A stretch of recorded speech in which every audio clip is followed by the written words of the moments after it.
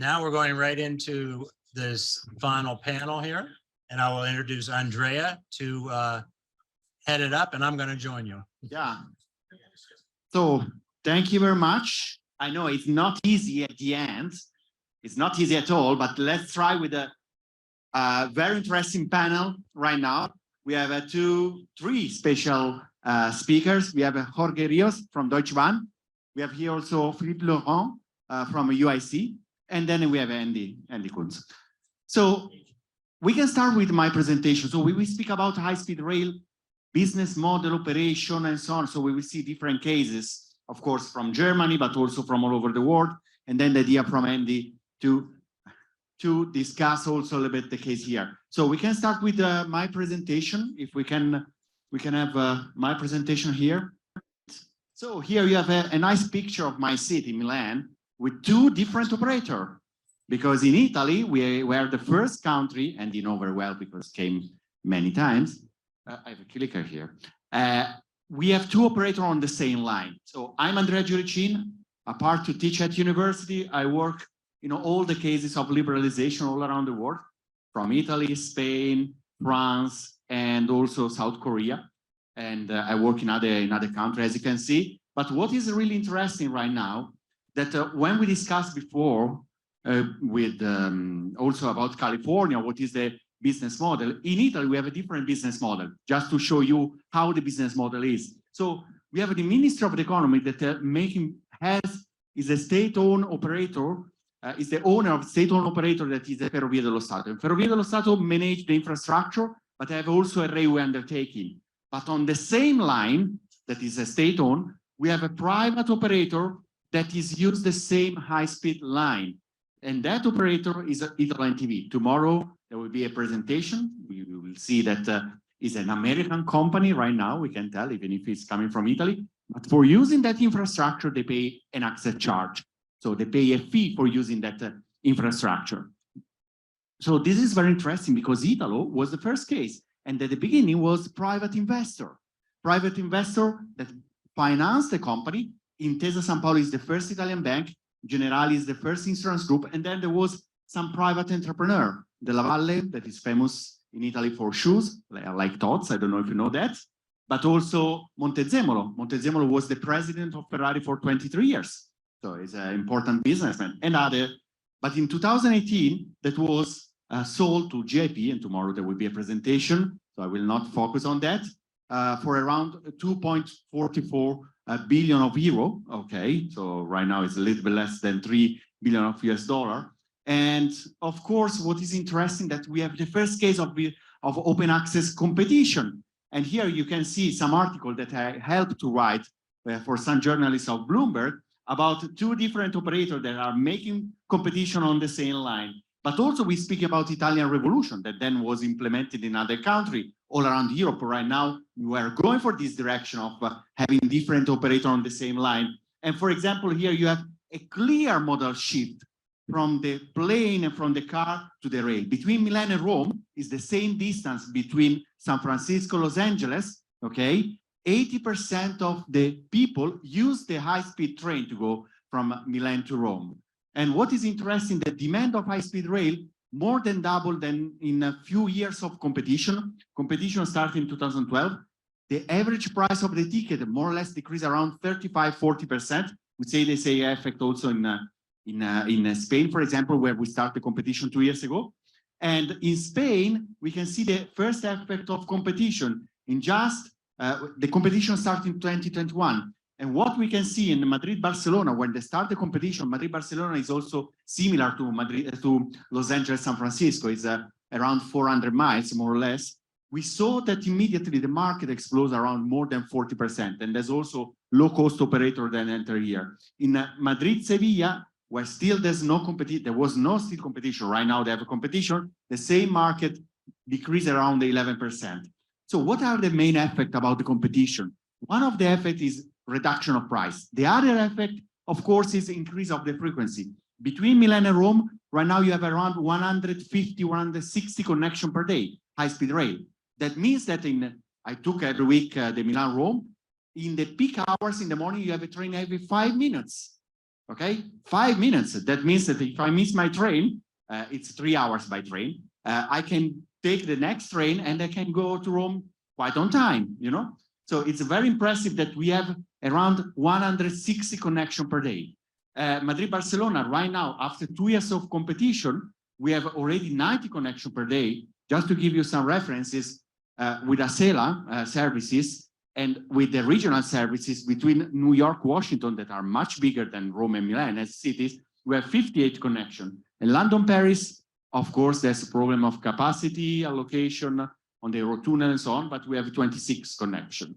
So just to give you an idea about the price of the ticket for Italo, of course, before COVID, was, if we take 100, the price of Italo, the Acela Express at the time was around 5-6 times higher. Okay, this is the cost for the passenger. Okay, how much I pay. So just to understand, it's quite easy to find ticket from Milan to Rome for 20 euros, the same Madrid-Barcelona right now.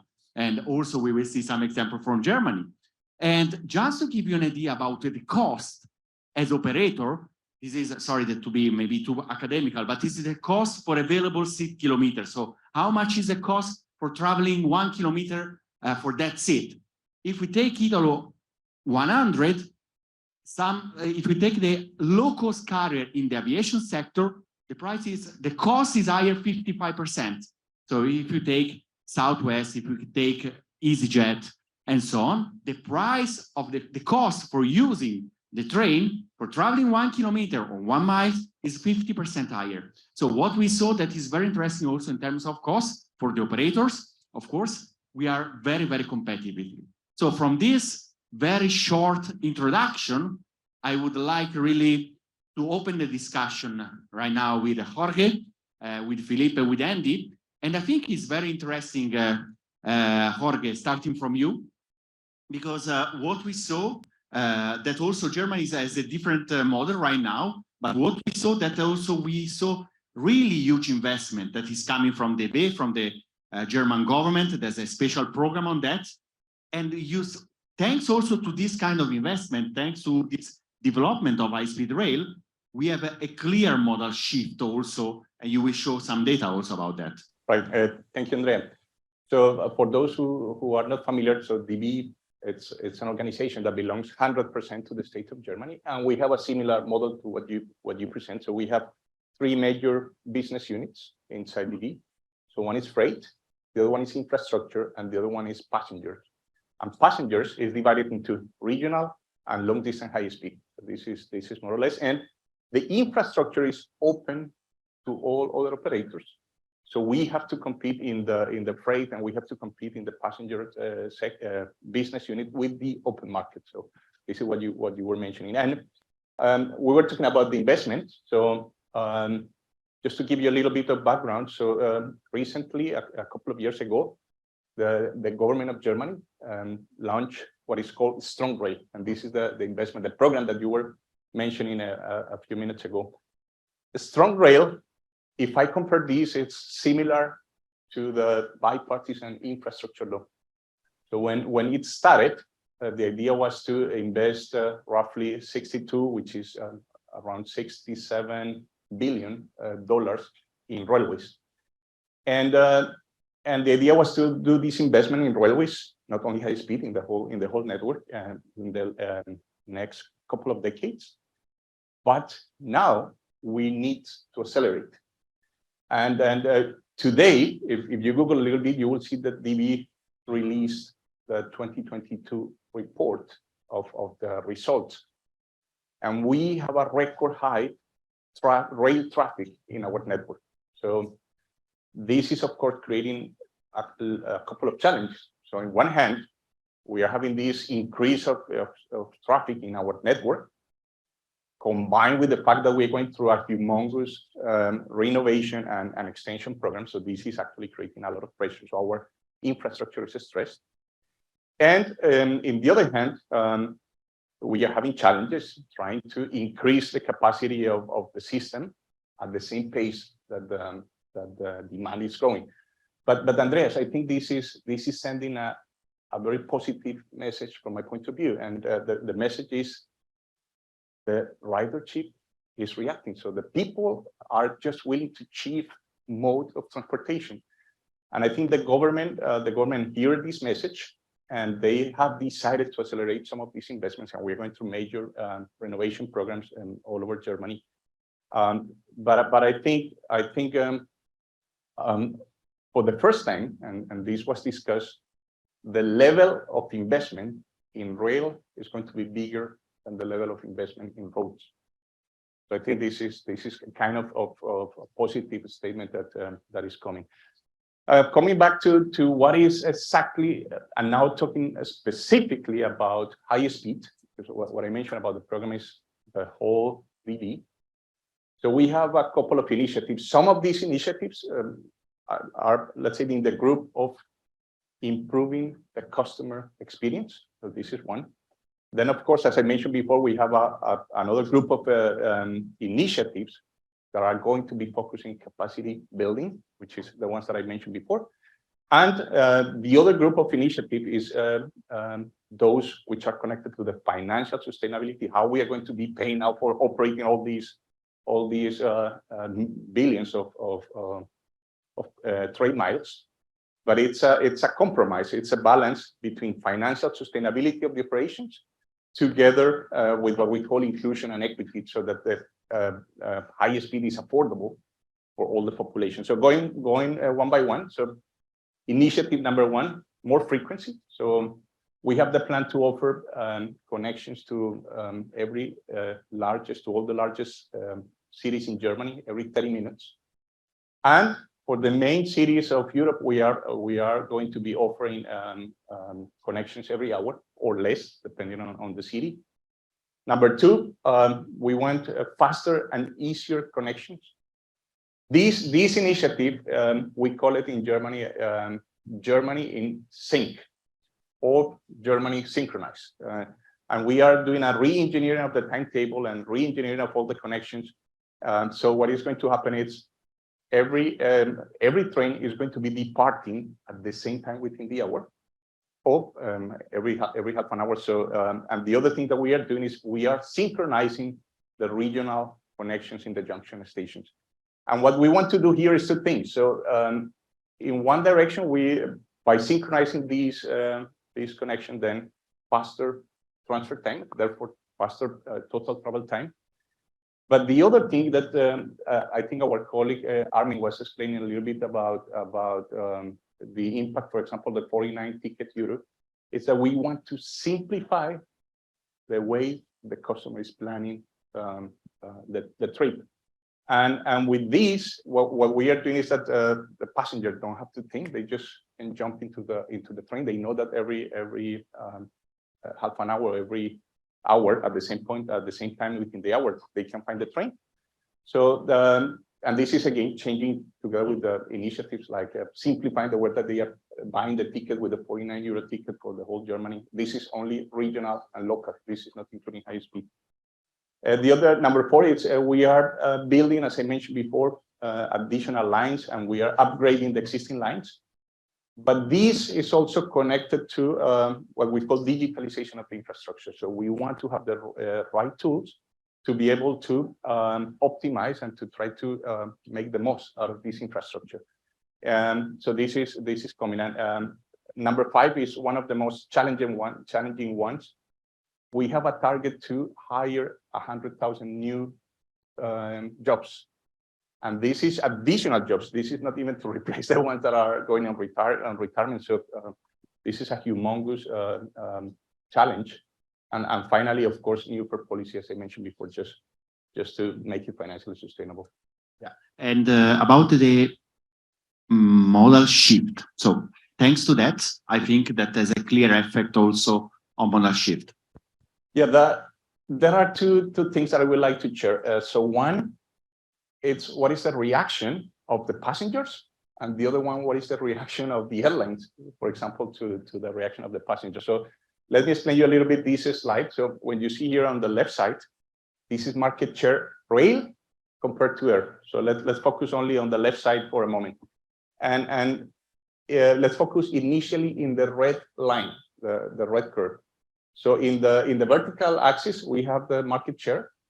rail compared to rail, rail compared to air, sorry. And then on the bottom, we have the total journey time difference against traveling by rail.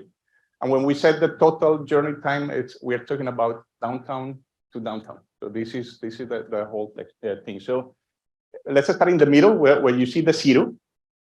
This is a no-brainer. When we can offer the same total travel time by train than compared to air, this is we're always getting above 75% of the market share compared to rail. And if we actually start offering less than what it will take to fly, then the passenger will of course choose to take the train. But even if you look to the right side of the zero, even if you offer longer travel times in train, the passenger are still willing to take the train. This is of course up to 1.5 hours. We still get, let's say, the majority of the market share still coming into the train. And now let me explain a little bit of the blocks. So we have A, B, and C, and in this one, based on our experience, if we can offer, regardless of the travel time in air in planes, if we can offer travel times under 2.5 hours, normally we will get more than 75% of the market share. And then if we can offer between 2.5 and 3.5, then we will still get more than 50. So here is the point. This is a sweet spot which we find. Everything that is between, let's say, under 3.5 hours, there is a high tendency for that. And the reaction of the aviation sector? The reaction. So let me see if I can change to this one. Let me go to this one. So the reaction of the airlines. So at the very beginning, there was kind of a reaction, a pushback. But very soon, they start to change their mindset. And what they realize is that they can focus in longer flights, which are more profitable. Right now, one of the challenges of the airlines is becoming profitable. So they decided, or they focus in these longer flights, and they are starting to do alliances with DB. In this case, you see that we have here in the map. These are all the connecting services to the plane. So mainly, in many of these connections, there are only a few remaining flights that you can buy. And you see, for example, with Lufthansa, if you today try to book New York to Stuttgart, you will find out that Lufthansa is going to be offering most probably the connection from New York to Frankfurt by plane, the longer flight, and then you have a codeshare with DB. And then, of course, then the reaction was not only by the domestic airlines, but then the international airlines they said, okay, if we want to compete also with Lufthansa, then we need to go to the. So it's clear that for sure we saw competition, but Philippe, many times it's also cooperation between the aviation and rail. Yeah, we can go to them. First, Okay. this Germany has its geography. The tendency on the previous slide, the duration that people accept to stay in the train. In France, in Italy, it tends to be much longer. Paris to Marseille, it's 3 hours by high-speed rail. It's city from city. Value of time, quality of travel. You have no lost time in this travel, and people switch definitely. So the connection between Paris and Lyon, which is 2 hours and 30 minutes, there is no longer an airline connection. It stopped by itself. And Paris to Marseille, as I said, 1,000 kilometers. People, take it. So, and we can see now also Paris to Milan, and you can, you also witness of this. But of course, if you go, it's 7 hours, but it's 7 hours of quality time where you can choose what you want. You're not in line, passing security, or in a cab or various transport. And fact is that you arrive rested or with your work done, and it's a total difference. So people elect, although it's much longer, but this is the tendency. Okay. We can go to the next presentation, the presentation of Philippe. Yeah, I wanted to comment on the relationship with the airlines. So at UIC, the International Alliance of Railways, we work with IATA, and if the slide come up, yeah, we work together because we have a common enemy, which is remote working. We think and we are convinced that we have better to gain working together, making the both our mode of transport work well together, rather than trying to compete. So that's what we call the competition. Okay, so the relationship, what are they? We are complementary, of course, because we can see the case where from Paris to Stockholm, you take an airplane, and then to go to Malmö, you take another product, you take a train from there. So it's a complementary relationship. But what is being developed is, to go from the same connection, New York to Stuttgart, you take the plane from New York to Frankfurt, but it's an integrated product to take the train from Frankfurt to Stuttgart. So the ticket, you buy one ticket, and it's include also one luggage check-in, one luggage checkout, and despite the stopover in Frankfurt, and it's an integrated service. So that's a big difference. It requires advanced working, standardization in the timetabling, in the standards for ticketing issuing. We have worked a lot on this. This is taking place, and this is definitely improving the cooperation with the airline. So I gave, the field of cooperation, and the last two, between for long distance and high-speed train. This is really taking place now in Europe, where you see long distance transport provided by conventional train with a station at the airport, such as Zurich, with Interregio and SBB in Switzerland. But also for high-speed trains, the long distance transport is provided at high-speed train with a station at the airport, such as Paris, Charles de Gaulle, and with a connection to the Eastern. So that's a big difference. So we are working with the airline to provide to the end user, to the customer, a better service. And it's a lot of work again. It's common standards, and it's achieving its goal. Thank you very much. I think it's very, very interesting that we start to see this kind of experience. And Andy, you have experience traveling around Europe for sure. What is the main elements that you can see that are really interesting? The culture effect, for example, the fact that the rail is not just for rich people, but at the opposite, is exactly the opposite. Yeah, that was one thing as an American going to Europe that I was really impressed with, is that when you're on these high-speed trains, everyone's on them. There were school kids, there were retirees, there were business people, older couples, teenagers. I mean, it's become, because it's affordable and it's pervasive, it goes everywhere and it's frequent, that it's really become the main form of transportation for everybody. And so we're excited that, eventually that will take place here. See, we have a weird model here with the Acela, for example, is mostly business travelers, and it's because it's expensive. And so I think that was really the point of this competition. What it's actually resulted in is it brought the prices way down. It brought the frequency of the trains up. So that suddenly opened it up to the whole rest of the population. The business people are actually probably not even the majority of the riders. No, at all. And also what we saw, Philippe, because we work in many countries, for example, France or also Spain, what we saw is the arrival of low-cost model. So yeah, it's really interesting that there's just second-class seats for all the train. The example is Ouigo, both in France and in Spain. Avlo, that is a Renfe operator in Spain. And for example, we go in France, have more than 1,000 seats on each train, yeah, second class. Yeah, it's like low-cost high-speed rail, like low-cost airline. Yeah, so it's forced, the incumbent, the operator, the French railway, to think differently, because the thing that the train was looked at as a high-price mode of travel. So they came with the same rolling stock, but with more seats, as you say, so 1,000 versus 500 or 600. 600, yeah. But also a totally different scheme for ticketing. Everything is online. There is no staff. You know, you buy your ticket online, the service is online, but also the operation.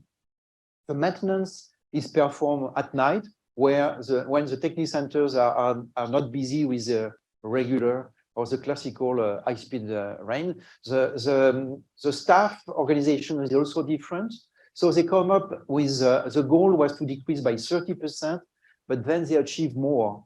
And this model is being duplicated, as you mentioned, in Spain, with also much success. Tickets are €9 in second class and €14 in first class. And it's unbeatable. And you have to buy your tickets early. It's the same model as- It's a revenue management. So you start to use revenue manager, as we know very well in the airline industry. So it's really interesting that this model, for example, in Spain, also in my graph, already in the first years and half, they took 40% of the market. So there's a huge space for that. So Philippe, there is space and money to make because the operator developed this mode of transport because eventually, you know. And remember, it's always low cost, not only low fare. Because many mistakes in the airline industry was to confuse low fare with low cost, because if you don't reduce your costs, finally you are out of the market. So this is the first element. So coming back to the fares, we have a last slide from Jorge. I think that we come back to the presentation of Jorge. And it's really interesting that also in Germany, where of course the business model is going this direction, because we know the European Commission decide to go for competition. Of course, you have already some competition in intercity, not in the high-speed line. But what is really interesting that you already started to be very competitive in terms of pricing. And I think you have some numbers also about that. Yeah, I have some numbers, but if we can put the presentation, fine. If not, even if you can, we know something like that. Okay, so coming back to the examples of the lines between Berlin, Munich, or Berlin, Hamburg, these lines from day one, when we opened, they were super successful from the point of view of the ridership. But remember that I was mentioning that the fare policy is a compromise between the financial sustainability of the operator and also the equity and inclusion.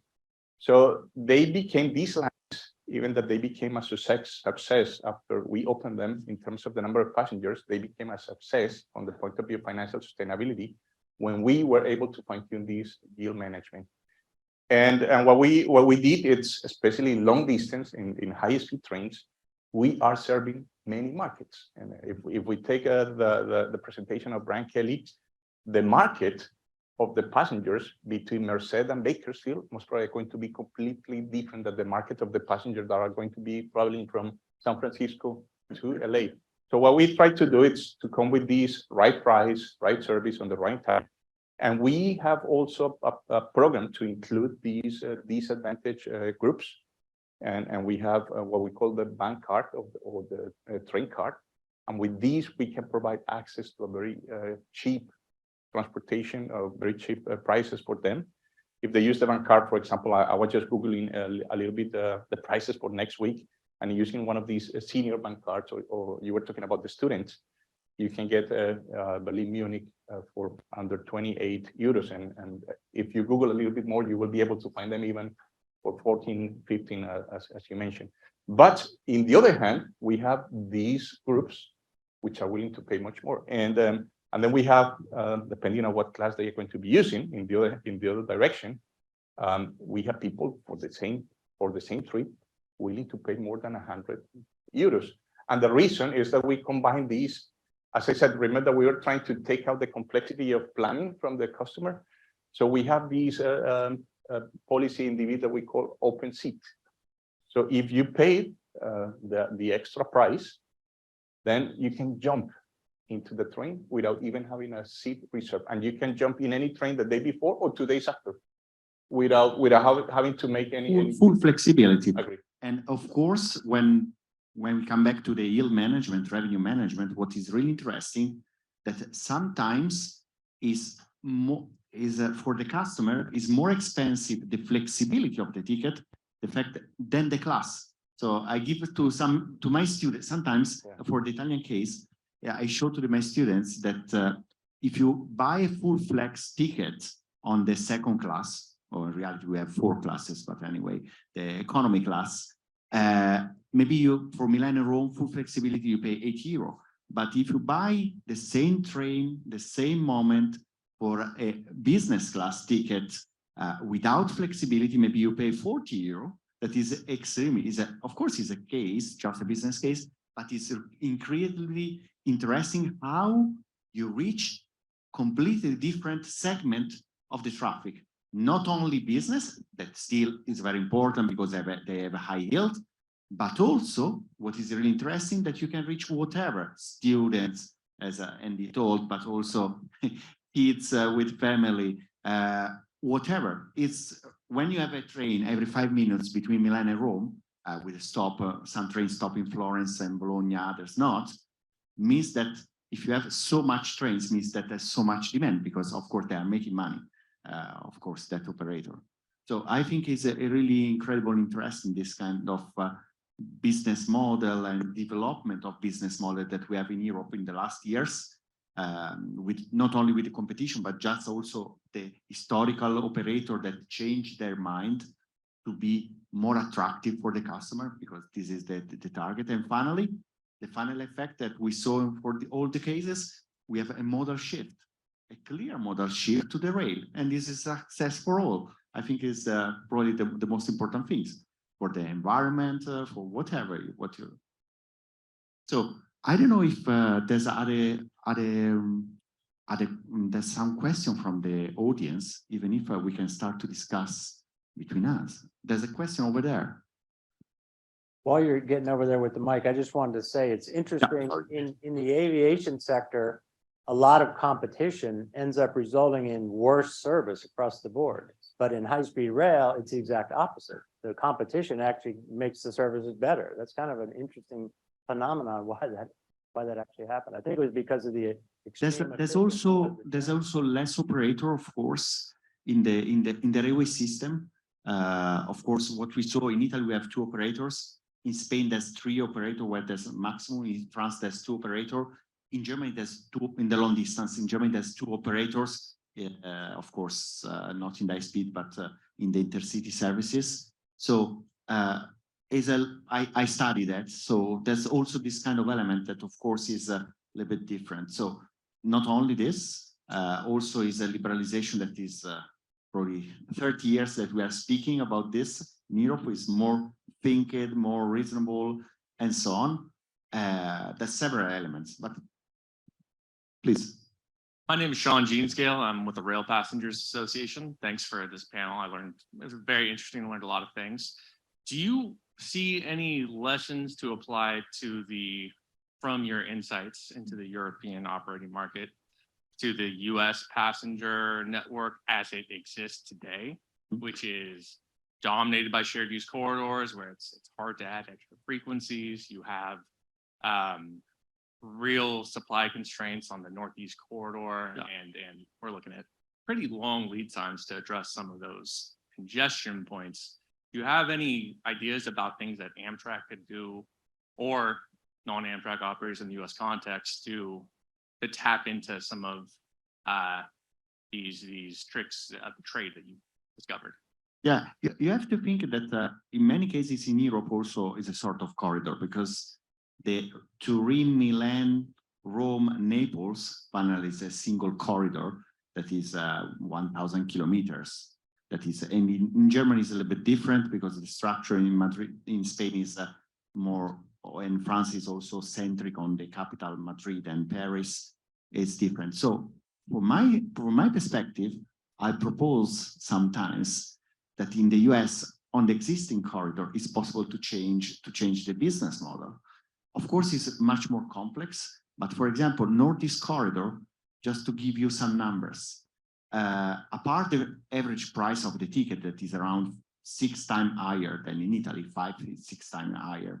for 1 kilometer. So the other element is also the number of passenger, because the former Asila Express services, they're around 3.5 million passenger per year.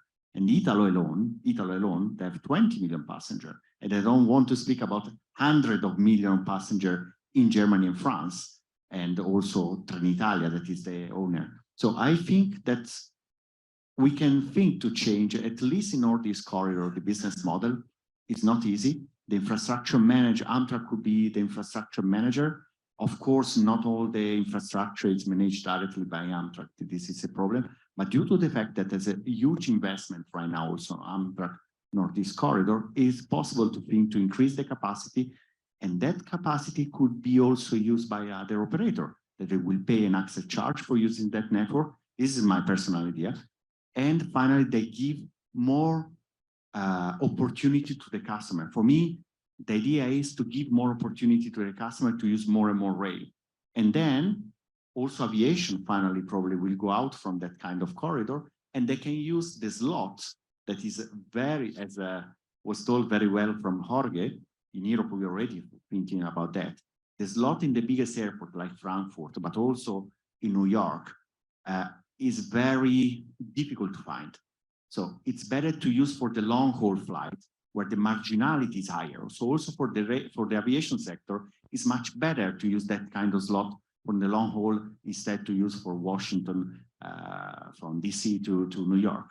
So in Europe, we are going this direction. Also, Philippa told very well about Paris connection, the fact that it's very well connected also Charles de Gaulle airport. So personally, I think that is possible at least. And in California, when I make my question to Brian Kelly, it was exactly that. Is it possible to think that we can have two operators on the same infrastructure that is paid by the taxpayer? And of course, the operator, if private, will pay an access charge for using that network. In Europe, it's always this. We have in Deutsche Bahn, but also the competitor of Deutsche Bahn, SNCF, but also Trenitalia France. And all the operators in Spain pay an access charge for using the Adif network that is a state-owned operator.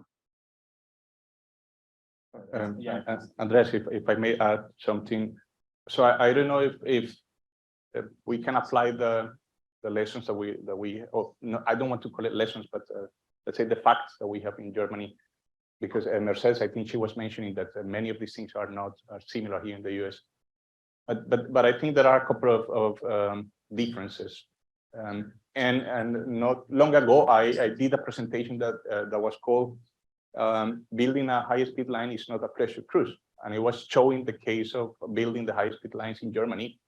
And we have as well all these political challenges. We have delays, cost overruns, all these things. When we are dealing with these huge projects, all these things are happening. But one thing that I feel again that I think is different is here in the US. First of all, many of the corridors belong to the freight companies. In Germany, when we came to these open access, we opened for competition the train operations, but it was a political decision to keep the rail infrastructure as a key asset for economic development of the country. So the development of the network itself still having a huge support from the political side. So this is one. The other one, which I feel is also a little bit different, it's what I see, for example, with the infrastructure bill, is that normally you come out with the funding, you open this notice of funding opportunity, and then the projects are applying for this notice of funding opportunity. And in some cases, I think Brian Kelly was explaining, when you have to compete with these and when you have a deadline to spend some of these budgets, what happened, for example, with the American Recovery and Reinvestment Act, that there was a deadline to invest the money. So there was a situation that you switch the sequence and you start basically constructing before you complete the design and so on and so forth. So I think what is a little bit different in Germany is that normally the studies are done before, and then the funding is already named for the specific projects, like we did in the past with the BDE projects, which was kind of the first infrastructure bill. There was already 9 corridors identified. One of them was canceled, so there was finally 8. And it's also similar to what we're doing with the strong rail. Philip, if you want to add something, or we have another question? Probably have time for like one more. You mentioned that with rail consultant. Interesting about the high intensity, high performance, high availability. What shift in maintenance practices do you have to implement in terms of managing a high speed network to achieve those levels? Yeah, well, that's an issue in Europe, especially with the market opening, because if you open the door to new entrants and then you tell them, well, we're gonna have to deviate your service because we have to maintain. Yeah, that's a big fight, and this is something, especially when the funding for the maintenance has been slightly delayed, they have to catch up. So this is discussion, this is coordination, this is planning also as for the bottleneck. So it's all about not delaying and imposing the maintenance. So this is also discussion with the states to make sure that the funding are directed on time, because you pay much more if you delay this funding. But this is an issue, and we have an authority who is also watching this and making sure that the infra manager is behaving, you know, on a fair manner compared to the various operators. It's very important, the role. It was also in my presentation that I didn't underline, but there's also in all the countries we have an authority of regulation of transport that is named differently, but we have it. That is very important. So that is regulated ex ante the sector. That is not political, it's technical authority. And this is an important element that we have, because of course, even if how to fix the access charge, the capacity allocation, so on, from a monopolist point of view, that is the infrastructure manager, of course, is not, could be not fair. The maintenance is a key element. And what we saw that is concentrating more and more in the night maintenance, of course, increasing the cost. We have a very short window of maintenance because, for example, in Italy, the first train from Milan to Rome started at 5:30, high-speed train. And the last one arrived in Rome, because it takes sometimes like at midnight 20. So the operation of the train is really 18 hours. And why it's so important? Because finally you increase the use of the train, you decrease your cost, of course, and this is very important. The other element is externalization of the maintenance. What we saw, outsourcing of the maintenance to the producer. We have many cases in Europe right now, not only Italo, but also other operator. And it's quite interesting how it's changing. Of course, also in that case, it's very important night maintenance, but the maintenance is a key element, both for the infrastructure, then for the rolling stock. And this changed a lot in, I think, all the countries in Europe in the last years. Right, I think that's our time. Yeah, I think that we finished the time because it's 0:00. So I want to really thank you for this last panel. Thank you also you for the audience for the question. So Andy, if you want to give some information about the next step for the day. Thank you so much.